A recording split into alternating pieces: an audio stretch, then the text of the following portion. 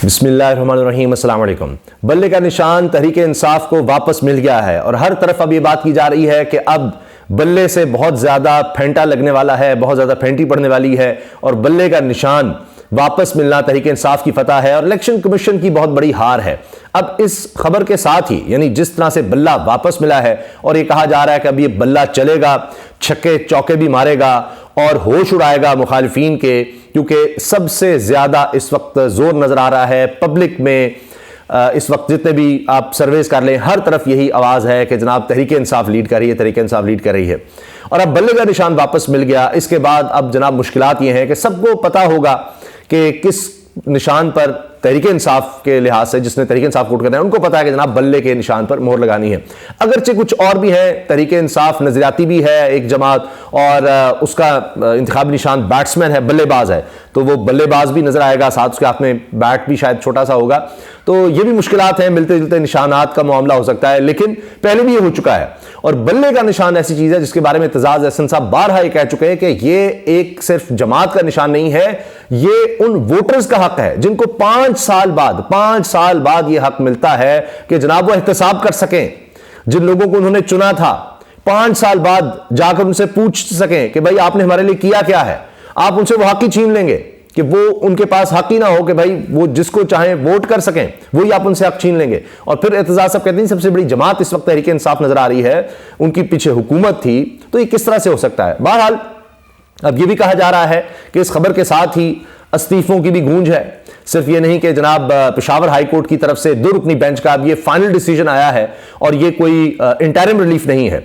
ये भी मैं आपसे अर्ज कर दूं कि पहले ये था कि जनाब वक्ती तौर पर ये आपको रिलीफ दिया जा रहा है, बाद में केस चलता रहेगा। नहीं, अब ये एक तरह से वाज़े तौर पर इलेक्शन कमीशन को कह दिया गया है और इलेक्शन कमीशन के जितने भी इसमें डिटेल में काफ़ी घंटे लगे, जितने भी उनके दलाइल थे वो सारे फारिग हो गए कि जनाब वो कि जी इंट्रा पार्टी इलेक्शन दुरुस्त नहीं थे, आइन के मुताबिक ये नहीं था, वो नहीं था। और मैंने आपको पहले ही अर्ज कर दिया था, आप वो जाकर वीडियो देख सकते हैं कि रात गए 2 फैसले तहरीक इंसाफ के हक में आ गए और मैंने पहले ही बता दिया था कि सुबह 9 बजे का वक्त है और चंद घंटों के बाद नजर ही आ रहा है कि तहरीक इंसाफ को बल्ला वापस मिल जाएगा। क्योंकि रिमार्क्स में जहां पर हमें इलेक्शन कमीशन बेबस नजर आया वो ये थे कि जब ये पूछा गया कि आपने नोटिस दिया था इंट्रा पार्टी इलेक्शन के बाद, कोई शो कॉज नोटिस वगैरह जो कानूनी तौर पर देना चाहिए था, तो इलेक्शन कमीशन ने माना, उनके वकील माना जी नहीं दिया था। वो कहते हैं जी पहले हम दे चुके थे, जो पहले इन्होंने इंतखाबात कराए थे उसके बारे में हम 3 दफा नोटिस दे चुके थे। तो यह कहा गया कि जनाब नहीं, वो इलेक्शन अलग थे, आपके कहने पर दोबारा इन्होंने इंट्रा पार्टी इलेक्शन कराए, तो आप वो सेक्शन बता दें जिसके तहत आप इनके इलेक्शन का लज़्म करार दे सकते थे। तो इन्होंने इलेक्शन कमीशन का जवाब यह था कि जी वो तो सेक्शन में है जुर्माना जब इलेक्शंस ना करवाएं। तो इन्होंने तो इलेक्शन आइन के मुताबिक ही नहीं करवाए, तो लिहाजा जनाब हमने अब खुद से ले लिया, जबकि इलेक्शन कमीशन के पास इख्तियार ही नहीं है। वो ये कर सकते हैं अगर कोई इलेक्शन ना करवाए तो उसको जुर्माना। ये कहां से आ गया कि आप कह रहे हैं जी उनका इंट्रा पार्टी इलेक्शन ही का लदम है, हम कह रहे हैं।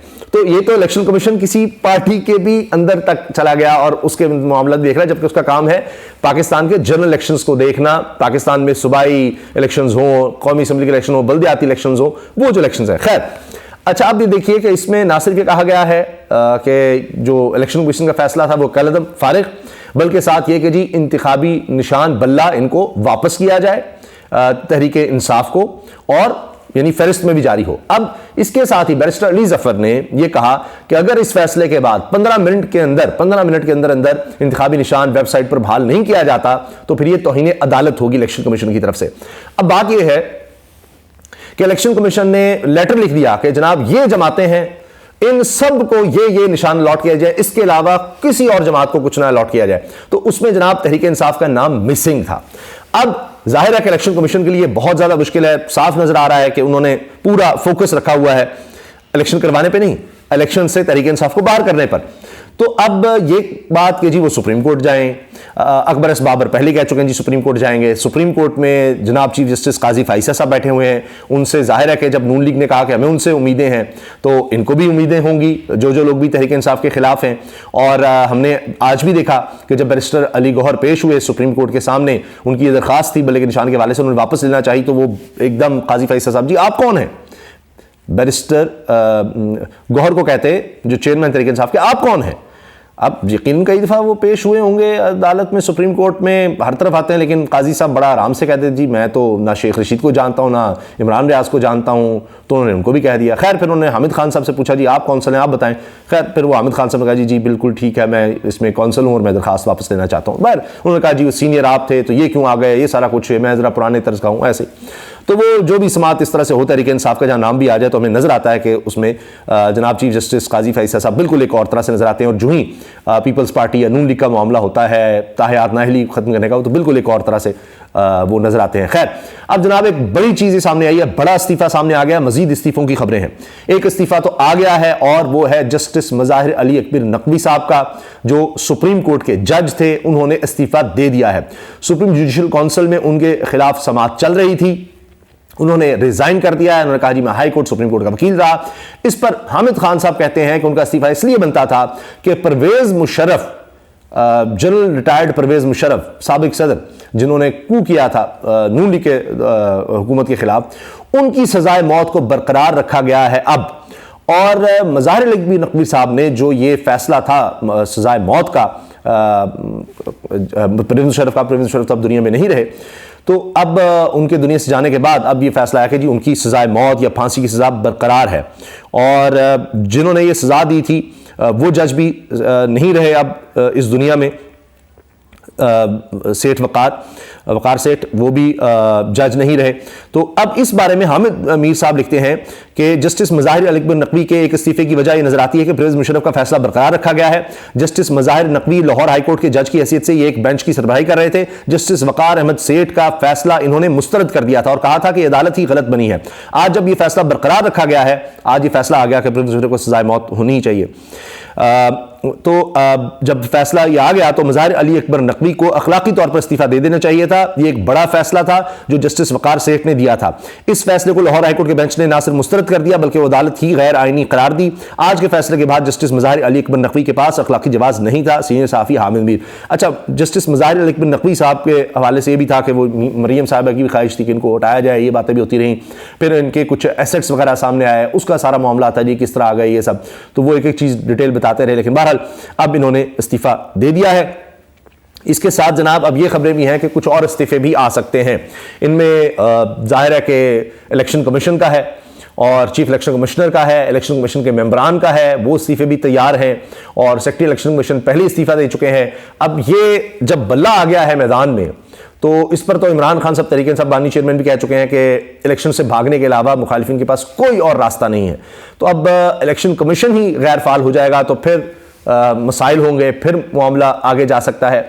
इसके साथ साथ ये कि फिर कोई सीनियर जज जो है सुप्रीम कोर्ट का वो आएगा, वो चीज़ों को देखेगा, तो मामला फिर डिले ज़रूर हो सकते हैं। ये है जनाब लेटेस्ट अपडेट्स।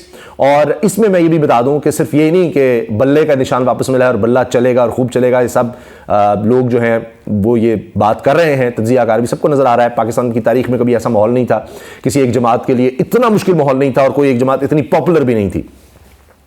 इसके साथ नवाज शरीफ साहब का चेहरा उतरा हुआ, बिलावल जो बात कर रहे हैं उस पर हम डिटेल में आगे बात करेंगे, लेकिन मैं आपको चंद चीज़ें अर्ज कर दूं कि जिस तरह उनको मुसल्लत करने के लिए शराइत मनवाई जा रही हैं कि जनाब IPP को भी एडजस्ट करो, उसमें जनाब अलीम खान हो, जहांगीर तरीन हो, उनके नाम आ रहे हैं कि जी उनके साथ तो चल रहा है फ़लाँ को फ़लाँ जगह, लेकिन अब यह है कि इतने लोगों को एडजस्ट करना पड़ रहा है कि नवाज शरीफ साहब के अपने लोग इग्नोर हो रहे हैं। मुनर्रिफ फराकीन जो लोटे हुए थे वो अलग हैं, काफली अलग है, इन सबको इनको साथ लेकर चलना ही चलना है।